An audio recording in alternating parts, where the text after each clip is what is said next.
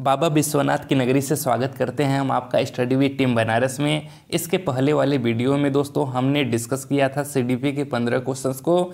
आइए बचे हुए 15 क्वेश्चंस को इस वीडियो में डिस्कस करते हैं। ये हम लोग 30 दिसंबर 2021 के पेपर को सॉल्व कर रहे हैं। जिन्होंने पहला वीडियो न देखा हो, डिस्क्रिप्शन में लिंक दिया गया है, वो जाकर देख सकते हैं। आइए तो बिना देर के स्टार्ट करते हैं क्वेश्चन नंबर 16 से। क्वेश्चन नंबर 16 है, सामान्य कक्षा में विशेष आवश्यकता वाले बच्चों को शामिल करने का उद्देश्य प्राप्त करने के लिए अध्यापक को क्या करना चाहिए। पहला है बालक विशेष के मजबूत पक्ष, रुचियों और आवश्यकताओं की पहचान करना। सही बात है, जब टीचर बच्चों की रुचियों और आवश्यकताओं की पहचान करेगा तो वह उस दिशा में बच्चे का विकास कर पाएगा। दूसरा है व्यक्तिगत विभिन्नताओं का निरादर करना और एक समानता सुनिश्चित करना। तो यह गलत है, बल्कि आपके व्यक्तिगत विभिन्नताओं का सम्मान करना है आपको, ठीक है, न कि उनका निरादर करना है। तीसरा है अधिगम को सहज बनाने के लिए आकलन युक्तियों का अनुकूलन करना। तो ये भी सही है। चौथा है प्रत्येक के लिए व्यक्तिगत शिक्षा योजना बनाना। तो ये भी सही है, यानी कि पहला, तीसरा और चौथा सही है। ऑप्शन नंबर 3 सही हो जाएगा। आइए क्वेश्चन नंबर 17 देखते हैं।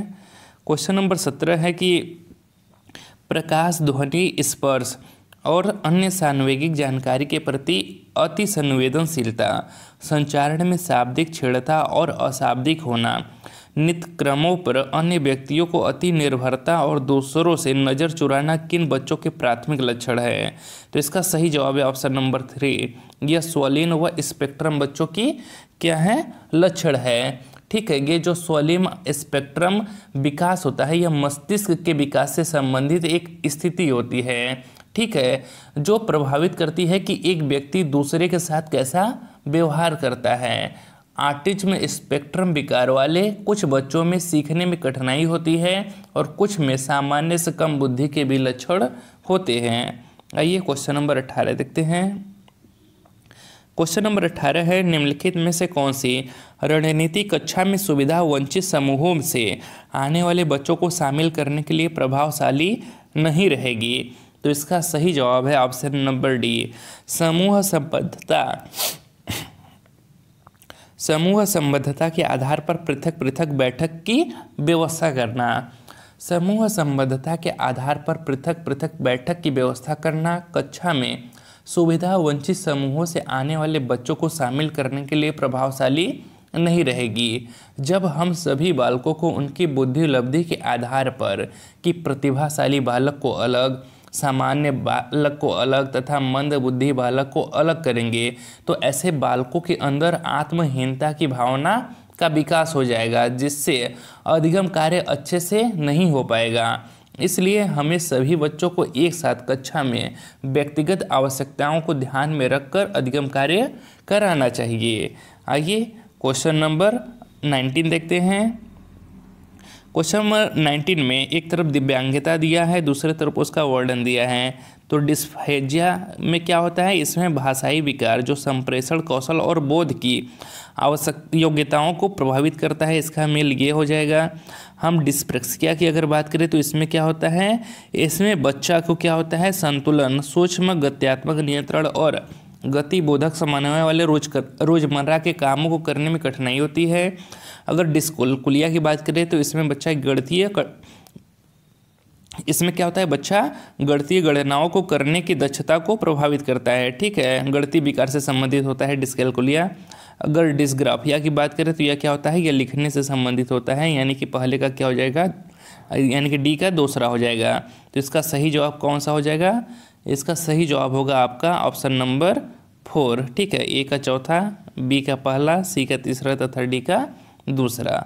आइए क्वेश्चन नंबर 20 देखते हैं। क्वेश्चन नंबर 20 है कि अध्यापक किस तरह से रचनात्मक चिंतन को पोषित कर सकते हैं।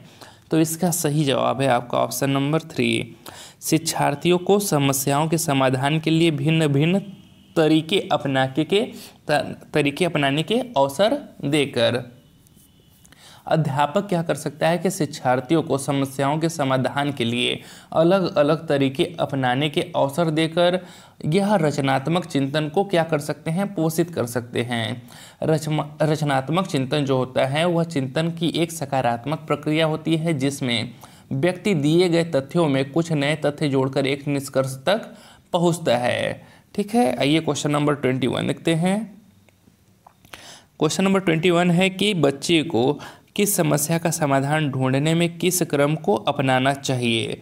तो इसका सही जवाब है आपका ऑप्शन नंबर 1 कि सबसे पहले समस्या की पहचान करना चाहिए, फिर परिकल्पना बनाना चाहिए, फिर परिकल्पना का परीक्षण और फिर उसके बाद लास्ट में आंकड़ों का संग्रहण करना चाहिए। तो ऑप्शन नंबर 1 सही हो जाएगा।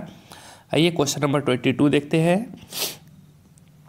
वह शिक्षिका जो यह मानती है कि उसकी कक्षा का प्रत्येक छात्र अधिक अध्ययन करने से अपना प्रदर्शन सुधारने में सक्षम है, बच्चों की सफलता का श्रेय किसको देता है। तो वह किसको देगा, बच्चों के प्रयत्न को देगा। ठीक है, जब शिक्षिका जो यह मानती है कि उसकी कक्षा का प्रत्येक छात्र अधिक अध्ययन करने से अपना प्रदर्शन सुधारने में सक्षम है, बच्चों की सफलता का श्रेय बच्चों के प्रयत्न को जाता है, क्योंकि बच्चा जितना अधिक किसी भी कार्य को करने के लिए प्रयत्न या कोशिश करेगा वह उतना ही अच्छे से उस कार्य को पूर्ण करेगा, जबकि बच्चों की योग्यता, घबराहट तथा आनुवंशिक रचना ये सभी सफलता के सूचक नहीं हैं। तो ऑप्शन नंबर 2 सही हो जाएगा, बच्चों के प्रयत्न को। आइए क्वेश्चन नंबर 23 देखते हैं। एक अध्यापक को बहुत अधिक अपेक्षाएं किससे रखनी चाहिए। तो किससे रखनी चाहिए, ऑप्शन नंबर 2 सही होगा इसका कि जेंडर और वर्ग को ध्यान में न रखते हुए सभी विद्यार्थियों से रखना चाहिए। एक अध्यापक को बहुत अधिक अपेक्षाएं जेंडर और वर्ग को ध्यान में न रखते हुए सभी स्टूडेंट से रखना चाहिए। जब हम जेंडर वर्ग को ध्यान में रखकर कोई कार्य करवाएंगे तो उससे बालकों के अंदर आत्महीनता की भावना का विकास हो जाएगा, जिससे बालकों का विकास नहीं होगा। इसलिए हमें चाहे वह लड़का हो चाहे वह लड़की हो सभी को समान समझना चाहिए तथा जेंडर को प्राथमिकता न देकर सभी को समानता का अवसर देना चाहिए। आइए क्वेश्चन नंबर 24 देखते हैं। क्वेश्चन नंबर 24 है किस दृष्टिकोण के अनुसार अधिगम एक सक्रिय एवं सामाजिक प्रक्रिया है। तो इसका सही जवाब है आपका ऑप्शन नंबर 1 सामाजिक संरचनावादी। सामाजिक संरचनावादी दृष्टिकोण के अनुसार अधिगम एक सक्रिय एवं सामाजिक प्रक्रिया है। सामाजिक संरचनावादी ज्ञान का एक समाजशास्त्री सिद्धांत है जिसके अनुसार मानव विकास सामाजिक रूप से होता है और ज्ञान का निर्माण दूसरों के साथ बातचीत के माध्यम से किया जाता है। ठीक है, और सामाजिक संरचनावादी की बात किसने की है, तो इसकी बात आपके लेव वाइगोस्की ने की है। लेव वाइगोस्की के अनुसार बच्चा समाज से अन्योन्य क्रिया करके सीखता है। आइए क्वेश्चन नंबर 25 देखते हैं। क्वेश्चन नंबर 25 है कि पीटर कहता है मैं असफल हूँ क्योंकि मैं मूर्ख हूँ, और इसका मतलब है कि मैं हमेशा ही असफल होऊंगा। यह क्या दर्शाता है, तो यह दर्शाता है आपका ऑप्शन नंबर 4 सीखी गई निस्सहायता को। ठीक है, पीटर कह रहा है कि मैं असफल हूँ क्योंकि मैं मूर्ख हूँ, यानी कि वह खुद को ही ऐसा मान रहा है और इसका मतलब है कि मैं हमेशा असफल हो जाऊँगा, उसने यह ठान लिया है। यह सीखी गई जो निस्सहायता है, बेचारगी दर्शाता है कि सीखी गई निस्सहायता एक ऐसी स्थिति है जो किसी व्यक्ति द्वारा बार बार तनावपूर्ण स्थिति का अनुभव करने के बाद होती है और उन्हें विश्वास हो जाता है कि वे स्थिति को नियंत्रित करने में असमर्थ हैं, इसलिए वे तब भी प्रयास नहीं करते जब परिवर्तन के अवसर उनके पास उपलब्ध होते हैं। ठीक है, तो इसका सही जवाब होगा ऑप्शन नंबर 4। आइए क्वेश्चन नंबर 26 देखते हैं।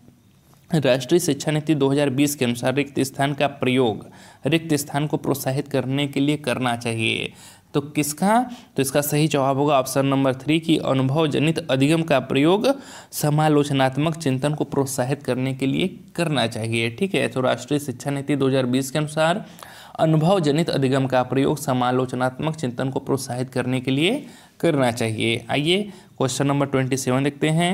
विद्यार्थियों के अधिगम में उन्नति होने की संभावना कब होती है, तो इसका सही जवाब है आपका ऑप्शन नंबर 2 की अध्ययन सामग्री को संकलनात्मक ढांचे में जब सुव्यवस्थित किया जाए। ठीक है, विद्यार्थियों के अधिगम में उन्नति होने की संभावना तब होती है जब अध्ययन सामग्री को संकलनात्मक ढांचे में सुव्यवस्थित किया जाए। जब हम अध्ययन सामग्री को एक व्यवस्थित क्रम में करेंगे तो बालक के अंदर अधिगम की प्रवृत्ति का विकास होगा, क्योंकि बालक क्रम से लिखता है। जब बालक क्रम से लिखने लगेगा तो उसे कठिनाइयों का सामना कम करना पड़ेगा और अधिगम कार्य अच्छे से होगा। आइए क्वेश्चन नंबर 28 देखते हैं। निम्नलिखित में से कौन से अध्यापक अकादमिक अधिगम समय को बढ़ाने में प्रभावशाली होंगे? तो इसका सही जवाब है आपका ऑप्शन नंबर 2, वह अध्यापक जो अपने विद्यार्थियों को बताती है कि उन्हें कोई गतिविधि कब तक पूरी कर लेनी है और दूसरी क्रिया में जाने के समय संगीत की धुन बजा देती है। आप लोगों से रिक्वेस्ट है दोस्तों कि आप लोग जब हम प्रश्न पढ़ देते हैं उसके बाद वीडियो को पॉज करके पहले चारों ऑप्शन को पढ़ा कीजिए, फिर उसका उत्तर खुद से देखा कीजिए, फिर उसके बाद उत्तर को सुना करिए। ठीक है, आपका वीडियो बहुत ज़्यादा लेंदी ना हो इसलिए हम चारों ऑप्शन को नहीं पढ़ते हैं, बल्कि डायरेक्ट आपका आंसर देते हैं और उसी पर जो भी एक्स्ट्रा बताने वाली चीज़ें होती हैं आपको बताते हुए आगे बढ़ते हैं। तो इसका सही जवाब आपका ऑप्शन नंबर 2 होगा। वह अध्यापक जो अपने विद्यार्थियों को बताती है कि उन्हें कोई गतिविधि कब तक पूरी कर लेनी है और दूसरी क्रिया में जाने के समय संगीत की धुन बजा देती है, ऐसे अध्यापक अकादमिक अधिगम समय को बढ़ाने में प्रभावशाली होंगे। आइए क्वेश्चन नंबर 29 देखते हैं। जब कोई विद्यार्थी परीक्षा में असफल होता है या होती है तो इसका क्या अर्थ है? तो इसका अर्थ होता है कि यह व्यवस्था की असफलता है, पूरा सिस्टम ही फेल हुआ है, न कि बच्चा फेल हुआ है।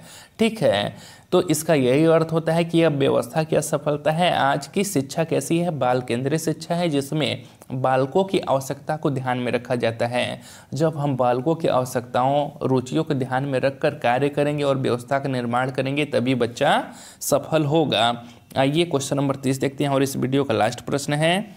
विद्यार्थियों को अर्थ ग्रहण करने में अपनी स्वाभाविक रुचियों को पोषित करने के लिए अवसर मिलने चाहिए, जैसे कि तरह तरह की वस्तुओं का उपयोग करना, प्रयोग एवं परीक्षण करना, मानस मंथन और चर्चाएं करना।